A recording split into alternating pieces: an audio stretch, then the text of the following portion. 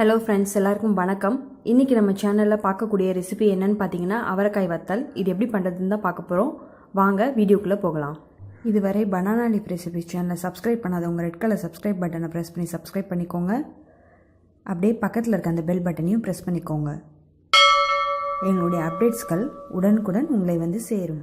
முதல்ல அவரைக்காயை நல்லா கழுவி சுத்தமாக எடுத்து வச்சுக்கோங்க. இது வந்து 1/2 கிலோ அவரைக்காய். இப்போது அவரைக்காயை 2 நுனி பகுதியையும் நம்ம வந்து லைட்டாக திருகி இழுக்கும்போது நார் வரும், அதை எடுத்துருங்க இந்த மாதிரி. அதுக்கப்புறம் இதை வந்து ஒரு அவரைக்காயை 2 பீஸாக உடச்சி போட்டுக்கோங்க. நல்ல முத்துன அவரைக்காய் தான் எடுக்கணும். பிஞ்சு அவரைக்காயில் செஞ்சால் நல்லா இருக்காது வத்தல். பாருங்கள், இந்த மாதிரி நம்ம நார்லாம் எடுத்துகிட்டு 2 துண்டாக போட்டிருக்கோம். இப்போ அடுத்ததாக இதை வந்து நம்ம வேக வைக்க போகிறோம். நல்லா ஒரு 15 நிமிஷம் இதை வந்து வேக வைங்க. அதாவது பாதி அளவுக்கு வெந்தால் போதும், ரொம்ப வந்து வேகணுன்ற அவசியம் கிடையாது. பாதி அளவுக்கு வெந்ததுக்கப்புறமா தண்ணியை வடிச்சிட்டு எடுத்து வச்சுக்கோங்க. பாருங்கள், வேக வச்சாச்சு, எடுத்து தனியாக எடுத்து வச்சுருக்கோம். இப்போ வந்து நம்ம வத்தல் பண்ணுறதுக்கு ப்ராசஸ் ஆரம்பிக்கலாம்.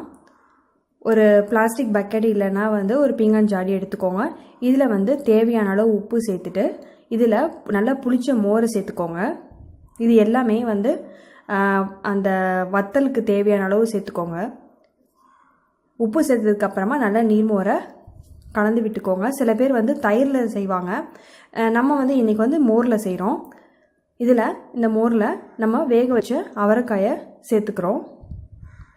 அவரைக்காயில் பார்த்திங்கன்னா பட்டை அவரைக்காய் இருக்கும், அதுலேயும் செய்யலாம். நாங்கள் வந்து இன்றைக்கி இதில் செஞ்சுருக்கோம். நல்லா இந்த அவரைக்காயை ஒரு தடவை நல்லா குலுக்கி விட்டுட்டு ஒரு நாள் அப்படியே வச்சுருங்க, ஊறட்டும். அடுத்த நாள் இந்த ஊறின அவரைக்காயை எடுத்து ஒரு தட்டில் நல்லா பரப்பி வச்சு வெயிலில் வச்சுருங்க. ஃபுல்லாக காயட்டும். ஈவினிங் மறுபடியும் நீங்கள் எடுங்க. அதில் வந்து அந்த பக்கெட்டில் வந்து மீதி வந்து உங்களுக்கு மோர் இருந்தது அப்படின்னா நீங்கள் ஈவினிங் எடுக்கிறீங்க இல்லையா காய வச்சு, மறுபடியும் அந்த வத்தலை அதே பக்கெட்டில் போட்டுட்டு குலுக்கி ஒரு நைட் வச்சுருங்க. மறுபடியும் இதே ப்ராசஸை அடுத்த நாள் பண்ணணும். அடுத்த நாள் காலையில் மறுபடியும் காய வைக்கிறோம். இந்த மாதிரி நல்ல வத்தல் காயிற வரைக்கும் பண்ணுங்கள். மேக்ஸிமம் 3 to 4 days ஆகும் இந்த வத்தல் காயறதுக்கு. பாருங்கள், இந்த மாதிரி பரப்பி வச்சுட்டு வெயிலில் வைக்கலாம். இங்கே பாருங்கள், இது வந்து 2வது நாள் இன்னும் கொஞ்சம் ஈரமாக இருக்குது. நம்ம வந்து இன்னும் ஒரு நாள் வச்சா வத்தல் வந்து ரெடி ஆயிரும். ஆயிடுச்சு, வத்தலும் நல்லா காஞ்சிருச்சு. பாருங்கள், இப்போது இதை வந்து நான் பொரிச்சு காட்டுறேன், எப்படி இருக்குன்னு பார்க்கலாம். எண்ணெய் நல்லா சூடானதுக்கப்புறமா வத்தலை இதில் சேர்த்துக்கோங்க. சேர்த்துட்டு நல்லா கலர் சேஞ்ச் ஆகிற வரைக்கும் ஃப்ரை பண்ணிக்கோங்க.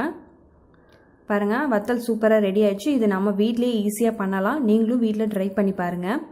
ட்ரை பண்ணி பார்த்துட்டு எப்படி இருந்துச்சுன்னு சொல்லிட்டு எனக்கு கமெண்ட் பண்ணுங்கள். மறக்காமல் நம்மளோட சேனலை சப்ஸ்கிரைப் பண்ணுங்கள். இந்த வீடியோ உங்கள் ஃப்ரெண்ட்ஸுங்களுக்கும் ஷேர் பண்ணுங்கள். தேங்க்ஸ் ஃபார் வாட்சிங்.